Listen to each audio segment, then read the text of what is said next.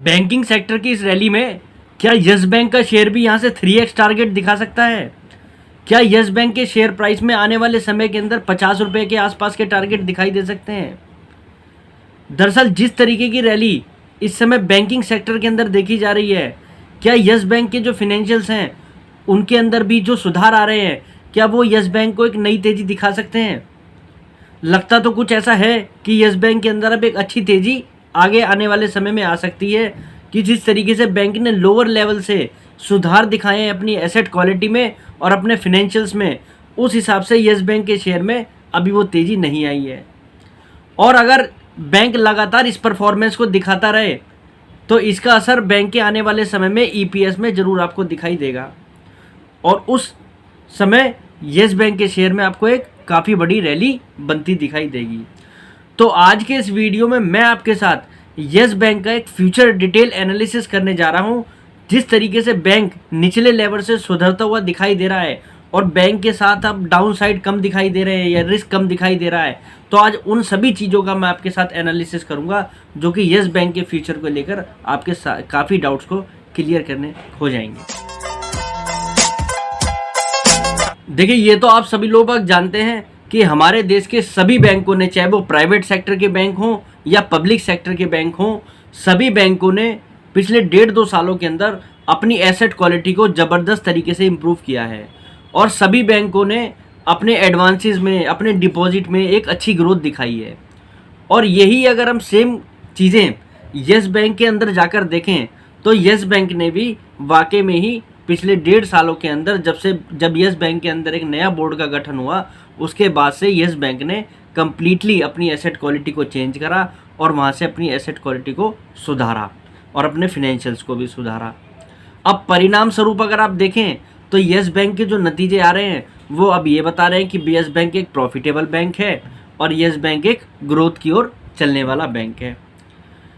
अगर हम yes bank की एसेट क्वालिटी में इस समय देखें तो यस बैंक की जो लोन बुक है, लोन ग्रोथ है, उसके अंदर भी yes bank year on year basis पर अच्छी ग्रोथ दिखा रहा है। यस बैंक के अगर हम प्रॉफिट में देखें तो उसमें भी बैंक ज़बरदस्त ग्रोथ दिखा रहा है। बैंक का जो ग्रॉस एनपीए है वो किसी समय पे 13% के आसपास था Q1 FY23 के अंदर, वो अब 2% के आसपास है। नेट एनपीए बैंक का वो 1% के आसपास है। बैंक का अगर हम एडवांस ग्रोथ देखें, जो बैंक नए लोन बांट रहा है उसके अंदर भी बैंक अच्छी ग्रोथ दिखा रहा है। हम बैंक के अंदर अगर सीडी रेशो की बात करें, एलसीआर रेशो की बात करें, बैंक के अंदर सीआरएआर रेशोज की बात करें, तो ये सभी रेशोज बैंक के बढ़िया तरीके से मेंटेन हैं।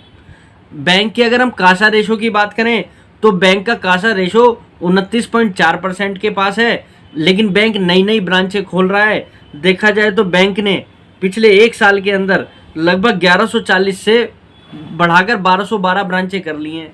अब बैंक को कासा रेशो बढ़ाने में भी अच्छी खासी मदद मिलने वाली है। हो सकता है आने वाले समय में बैंक का कासा रेशो 40% के आसपास भी आपको दिखाई दे। अच्छा, बैंक अपने पिछले जो एनपीए थे उनके अंदर रिकवरी भी करके ला रहा है। जो भी बैंक ने प्रोविज़न भी लिए हैं उसके बेसिस पे देखा जाए तो बैंक को अब रिकवरी भी हो रही है। बैंक ने लगभग 1201 करोड़ रुपए की पीछे रिकवरी भी करके दिखाई है। बैंक के जो पिछले एनपीए हैं उनको बैंक निपटाने की कोशिश कर रहा है, चाहे उन एनपीए को बेचकर बैंक पैसा खड़ा कर रहा है या उन एनपीए को ख़त्म करके बैंक अपनी बुक को क्लियर भी कर रहा है। अगर हम बैंक के पास्ट में जाकर देखें, जिस तरीके से बैंक को कॉरपोरेट सेक्टर से जो इतना बड़ा पेन आया था, तो अब नए मैनेजमेंट ने बैंक को जो है क्लियर कट चेंज करके बैंक का जो लोन बुक है उसको बड़ा डाइवर्सिफाइड किया है और बैंक भी और बैंकों की तरह देखा जाए तो रिटेल फोकस्ड बैंक हो गया है। बैंक का जो रिटेल एडवांस है इस समय ओवरऑल लोन बुक का लगभग 47% हो गया है, तो बैंक की बुक भी काफ़ी डाइवर्सिफाइड हो गया है। और बैंक का बेसिकली रिटेल सेक्टर के अंदर जो फोकस है उसमें home loan, personal loan, business loan, ये बैंक की जो है प्रायोरिटी है। तो बैंक ऑटो सेक्टर को भी लोन कर रहा है इसके अंदर जो है, और बैंक का रूरल बैंकिंग पे भी फोकस है। और बैंक देखा जाए तो लगभग इस समय जो बैंक ने अकाउंट ओपन किए हैं, सेविंग अकाउंट ओपन किए हैं, तो बैंक ने 93% बैंक जो अकाउंट जो हैं वो डिजिटली ओपन किए हैं, जो कि ये बता रहा है कि बैंक जिस तरीके से, जिस टेक्नोलॉजी के लिए पहले जाना जाता था, अब बैंक का फोकस दोबारा उन चीज़ों पर आ गया है। बैंक की लोन बुक के अंदर एक चीज़ देखे तो हमें ये देखकर काफ़ी अच्छा लगता है। अगर हम उस चीज़ को पढ़ें तो बैंक ने जो है अपने लोन के जो टिकट साइज़ हैं उनको काफ़ी छोटा कर रखा है। तो बैंक के लिए अगर कोई एनपीए खड़ा भी होता है फ्यूचर में, तो अब बैंक को बड़े झटके यहाँ पर लगते हुए नहीं दिखाई देते, जिसके कारण हम ये भी कह सकते हैं कि बैंक के साथ अब डाउन साइड जो है काफ़ी लिमिटेड है। बैंक का शेयर में अब बड़ी गिरावट यहाँ से नहीं दिखती, क्योंकि जिस तरीके से बैंक ने अपने आप को डाइवर्सिफाइड किया है और रिस्क बैंक ने अपने अंदर कम किया है। यहीं अगर बात करें, भी रिसेंटली बैंक ने जो है अभी आरबीआई और सेंट्रल बैंक ऑफ यूए के बीच में एक ट्रांजेक्शन हुई थी, जिसमें बुलियन से रिलेटेड जो भी ट्रेड सेटलमेंट होंगे, उसमें जो भी पैसे का सेटलमेंट होगा, कोई अगर किसी भी तरीके का सौदा होता है, तो उसमें यस बैंक को जो है फ्रंट रनर बैंक बनाया गया है, जो कि हमारे देश के लिए इस तरीके की कोई भी ट्रांजेक्शन होगी तो उनको यहाँ पर सेटल करेगा। तो यस बैंक को इस तरीके के भी मौके इस समय मिल रहे हैं। चलिए, ये बात तो हो गई बैंक की एसेट क्वालिटी को और फाइनेंशियल्स को लेकर जो सुधर रहे हैं, वो बात अब यहाँ तक पूरी हो जाती है।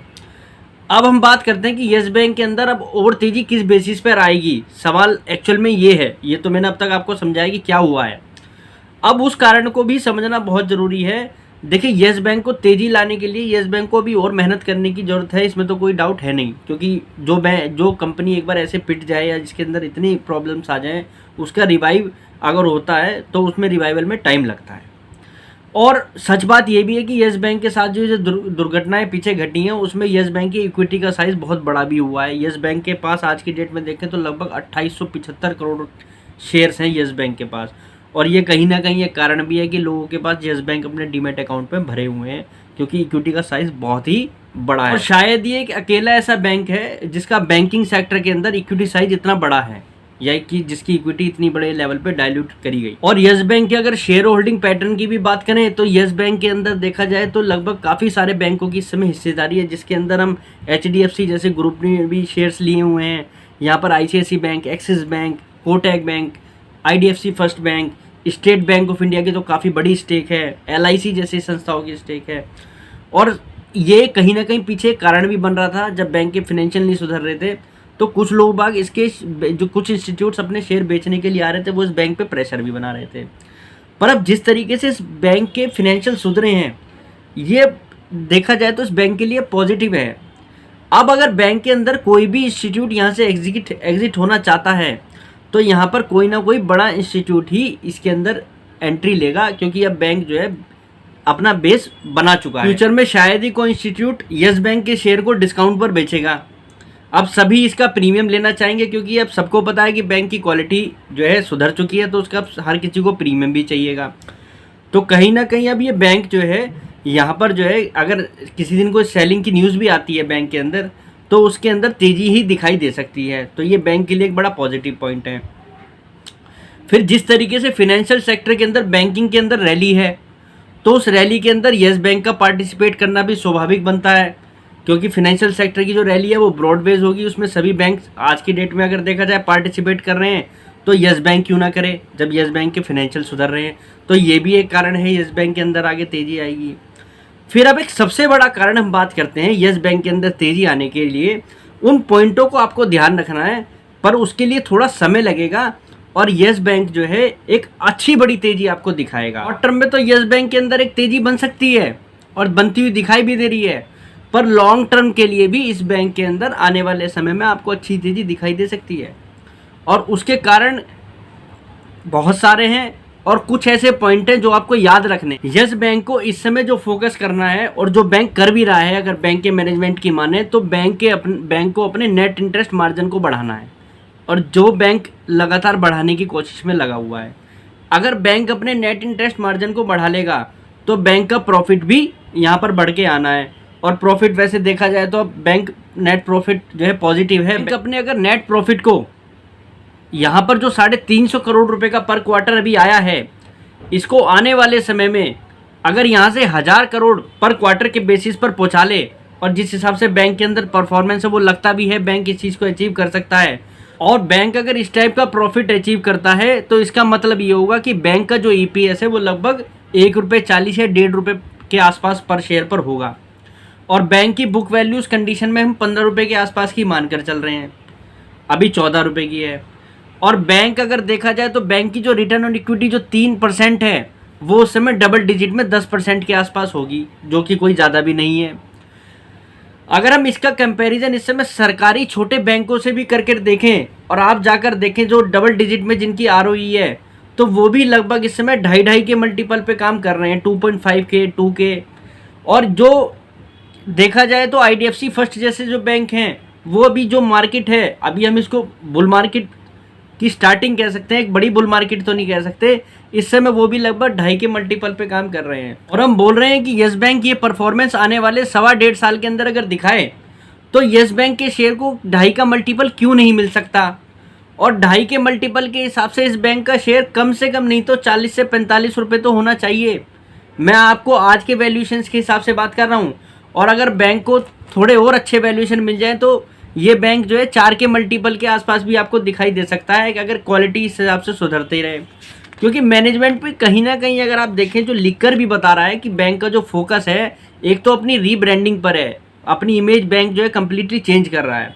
बैंक नेट इंटरेस्ट मार्जिन पे फोकस कर रहा है, बैंक कासा रेशो पे फोकस कर रहा है, बैंक सभी पीएसएल रिक्वायरमेंट जो है उन पर फोकस कर रहा है। तो बैंक की क्वालिटी क्यों नहीं सुधर सकती। जब सरकारी बैंकों की क्वालिटी सुधर सकती है तो यस बैंक की भी सुधर सकती है। बस बात सारी इसके अंदर एक ही छुपी हुई है कि यस बैंक को थोड़ा आपको लॉन्ग टर्म में बड़े मजे लेने के लिए टाइम देना पड़ेगा। बैंक इस समय तो सही हाथों में है, तो बैंक को आप थोड़ा समय दीजिए, ये बैंक आपका पैसा बनाकर देगा। जब आप इतने दिन उस बैंक के अंदर रुक चुके हैं तो अब तो आप इसको बेचने की बिल्कुल भी गलती मत करना। और शॉर्ट टर्म में अगर बैंक के अंदर कोई अच्छी बड़ी बुल रैली आ जाए और आपको लगता है कि भाई अब मेरा प्राइस आ गया या मुझे एग्जिट कर जाना चाहिए, तो वो भी आपके लिए बहुत अच्छा होगा। बाकी आज के कंक्लूजन मैंने येस बैंक का इसलिए करा है कि येस बैंक को आप थोड़ा सा लॉन्ग टर्म व्यू के हिसाब से ही अब इसके अंदर विचार करें।